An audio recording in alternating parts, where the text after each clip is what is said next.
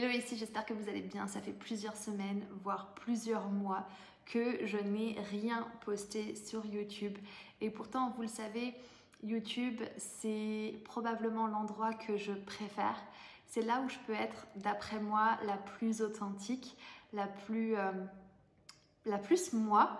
C'est là où je peux partager sur le business, sur le dépassement de soi, sur les projets en cours. C'est là où je peux aussi créer du lien différemment que sur d'autres réseaux.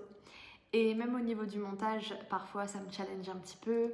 Et je trouve ça tellement cool de faire des choses différentes finalement. Donc j'aime beaucoup tout cet aspect montage. Et je trouve que YouTube, c'est plus engageant que d'autres plateformes. Dans mes dernières vidéos, dans une des dernières vidéos, j'avais dit que je voulais être beaucoup plus régulière sur YouTube. Mais la vérité, c'est que parfois la vie et le business en décident autrement. Et aujourd'hui, je reviens avec un sujet qui a été mon fil conducteur de tout l'été, la clarté. J'ai beaucoup entendu parler de clarté, j'ai beaucoup vu de posts sur la clarté. Et je me suis dit, j'avais envie de mettre de la clarté dans mon business, dans mes business, mais aussi dans ma vie. J'ai commencé par mettre de la clarté dans ma vie perso. Donc la première chose que j'ai ressentie, c'est que j'avais vraiment besoin de clarté dans ma vie personnelle. Peut-être parce que je suis enceinte et que je rentre dans mon dernier trimestre et peut-être que j'avais envie de beaucoup de changements chez moi. Mais en tout cas, j'ai commencé à trier pièce par pièce ma maison, à vendre ce qui ne servait à rien, à déposer chez Emmaüs tout ce qui pouvait servir à d'autres et à cocher des tâches sur ma to-do list qui traînaient parfois depuis des mois, des années, donc beaucoup de courriers administratifs, vraiment trier des choses qui étaient sur ma liste depuis très longtemps. Donc j'ai fait énormément de tri, j'ai réglé de la paperasse, j'ai même pris une mutuelle parce que oui, j'avais jamais eu de mutuelle. Les enfants en avaient une avec Mathieu, mais moi j'avais pas de mutuelle, donc ça m'a permis vraiment de respirer, de me poser, parce que quand on met de l'ordre autour de soi, on se sent beaucoup plus léger, beaucoup plus serein finalement. Et cette légèreté, je suis convaincue qu'on l'emmène ensuite dans son business. Et du coup, forcément que dans la continuité, j'ai eu envie de mettre de la clarté dans mon business et c'est là où je voyais beaucoup de choses sur les réseaux sociaux, etc. Mais je me suis rendu compte que la clarté dans le business, elle ne vient pas aussi rapidement que ce qu'on aimerait.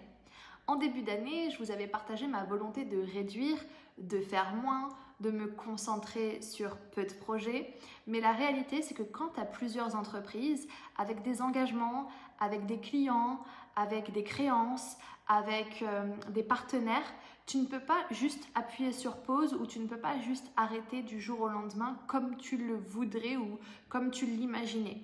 Et c'est là où j'ai compris que le chemin vers la clarté, ça demandait finalement de la patience et que la clarté, ça ne vient pas en claquant des doigts. J'ai aussi demandé à mon audience ce que signifiait pour eux la clarté et les réponses m'ont vraiment marquée.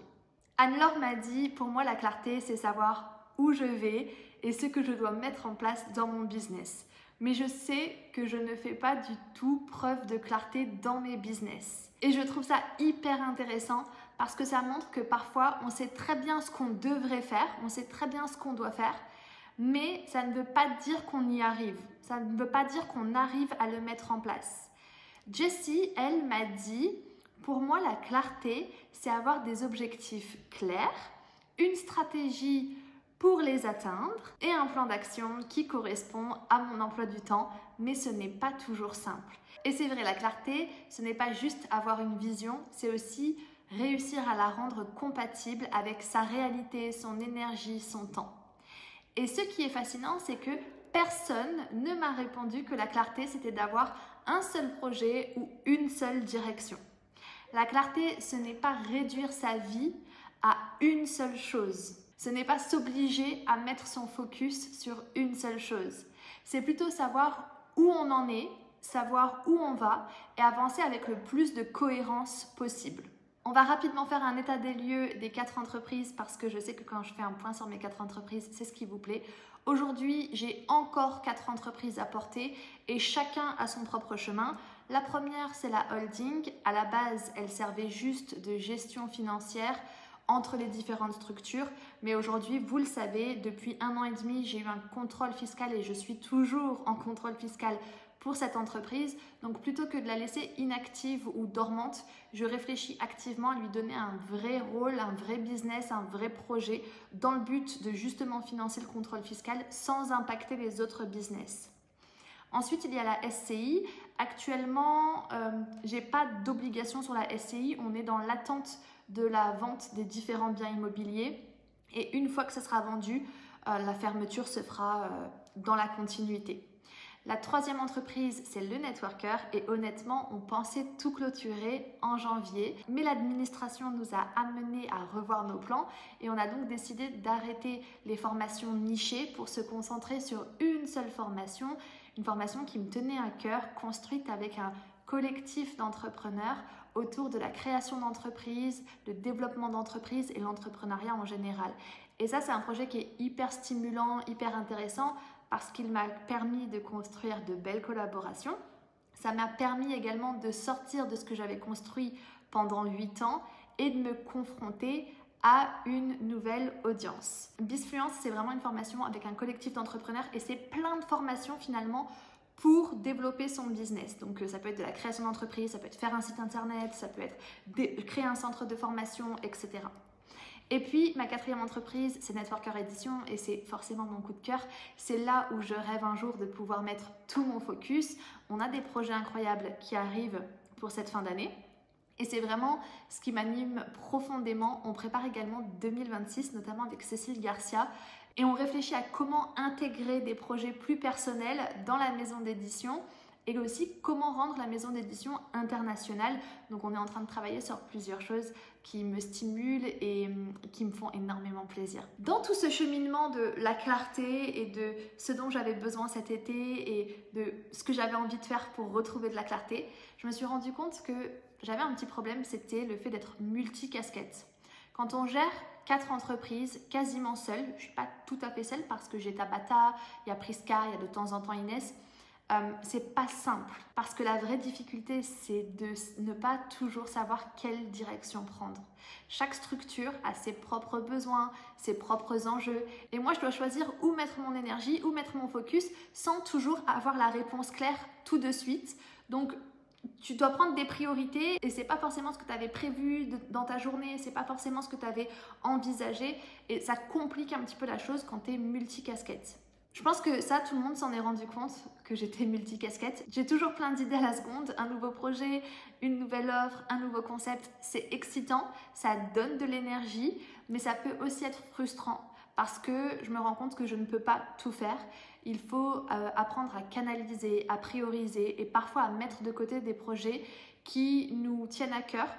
J'ai une liste de projets que je rêve de mener et parfois je suis frustrée parce que d'autres personnes prennent les devants et créent le projet que j'avais imaginé, etc. Et ça c'est difficile parce que dire non à une idée, ça donne un peu l'impression de renoncer à une partie de moi, à une partie de soi-même. Mais je crois que la clarté, c'est aussi ça. C'est accepter que toutes nos idées ne peuvent pas voir le jour. C'est d'accepter de choisir pour avancer vraiment sur ce qui compte le plus, ce qui est le plus important à l'instant T. Un autre visage de la clarté que j'ai découvert, c'est les projets personnels. Et puis, en fait, finalement, dans tout ce cheminement, j'ai compris une chose, la clarté, ce n'est pas seulement dans le business, c'est aussi savoir se recentrer sur des projets plus personnels, sur des projets qui nous parlent vraiment profondément, sur des choses qu'on a envie de mettre en place. Parce que si on met 100% de notre énergie uniquement dans nos entreprises, on finit par s'oublier. On finit par s'épuiser et même se dégoûter. Et moi, je veux aussi retrouver du temps et de l'espace pour des projets qui me parlent, me nourrissent, me font vibrer, qui m'apportent de l'équilibre et du sens. Et ça va surtout se jouer dans la maison d'édition, surtout début 2026 avec Cécile Garcia. Je pense que je vais faire une vidéo pour vous dévoiler notre projet. Et puis la clarté, je pense que ça vient naturellement quand on décide de se remettre au centre et qu'on décide de ralentir et de revenir à ce qui nous anime encore une fois profondément. En faisant cette vidéo, en discutant, je me rends compte qu'on devrait plutôt parler d'un reset de la rentrée parce que c'est exactement ce que ça représente, c'est remettre son souffle, remettre les compteurs à zéro et repartir sur des bases saines. Peut-être qu'au lieu de parler de clarté, j'aurais dû cet été parler d'un reset de la rentrée finalement Alors, comment est-ce qu'on fait un reset de la rentrée? Je vais vous donner quelques pistes qui m'ont aidé et qui peuvent potentiellement vous inspirer si vous en ressentez aussi le besoin. La première chose, je l'ai dit au début de cette vidéo, c'est de commencer par votre environnement, de ranger votre maison, votre appartement, de trier vos papiers, de vendre ce qui ne sert plus, de se libérer, de libérer de l'espace autour de soi et ça permet aussi de libérer de l'espace dans la tête. Ensuite, faites le tri dans vos projets. Notez toutes vos idées, tous vos projets. Demandez-vous qu'est-ce qui est vraiment prioritaire pour vous dans les 3 prochains mois. Et là aussi, faites un point sur vos obligations. Parce que la réalité, c'est que parfois, vous n'avez pas envie de mener à bien un projet. Mais vous le faites parce que vous y êtes contraint, parce qu'il y a des engagements, des responsabilités, des factures à payer, des gens qui comptent sur vous.